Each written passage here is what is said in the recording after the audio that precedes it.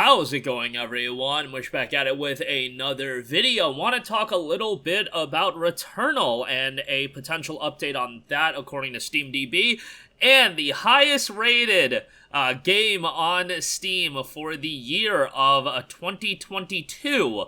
Man, God of War has been surpassed, and it's by a game that just came out. You guys probably know what it is already. A little game featuring a cat, and yeah, seems like a lot of people really enjoyed that game. We'll talk about that in a little bit, but first of all, the SteamDB listing for Oregon, which is Returnal, the PlayStation 5, the former PlayStation 5 exclusive, at least still currently an exclusive, did get an update that noted a Steam Deck support. So that's a pretty nice addition to have with this Returnal PC version that is looking to come out at some point. It seems like a formality, like at some point this is going to happen. I could easily see this being an announcement that's just kind of tucked into the next state of play, the PlayStation Showcase, whenever they decide to do that. And it is going to be interesting to see how this game does on PC. I do think a game like this, you know, a more challenging game, and a game that has seen a lot of updates on PlayStation to make it a considerably better game. I do honestly think it's going to resonate more with the PC gaming audience rather than the PlayStation audience. I don't know if that's just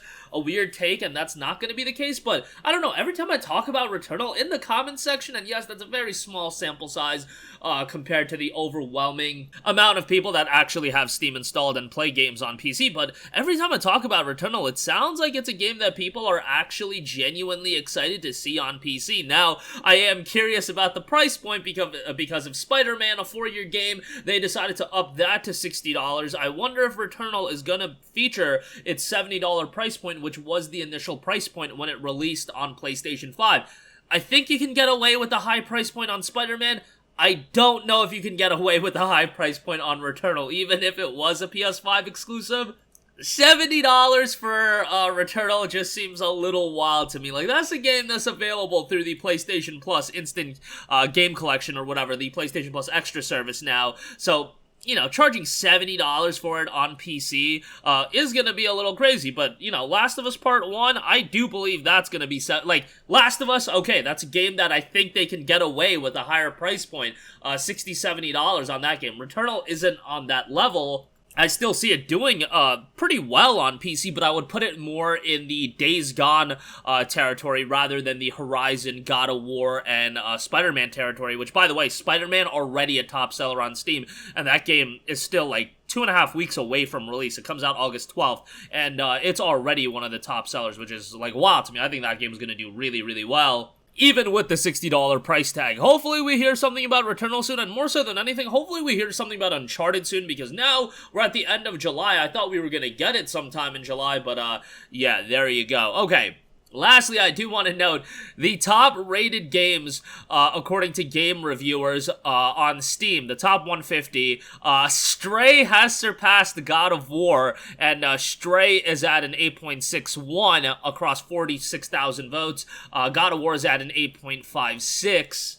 Which is kind of wild to think about, just because, yeah, it's God of War, and this game is done by a really small studio, Stray that is, that features a cat, and, you know, that's probably a beneficial thing to it, don't get me wrong, but it's a game that's, you know, not super, super lengthy, but I think these days, when we talk about games, games are so accessible and you can get games so cheap that I don't think, like it was before, that content is king when it comes to video game. Like, just having a insane amount of content, whether it be over 20, 30, 50 hours of content, that doesn't really, you know, that's not as much of a selling point in my eyes than it was in the past. And Stray, even if it was $30, just having like a 5 to 7 hour long game, and obviously it's a little bit longer if you want to do like everything like collectibles and whatnot, that was just a nice change of pace. And honestly, I would like to see more games. Like, obviously, if you can extend a game to 30, 40, 50 hours and retain the quality level, do that. Big RPGs are always going to be something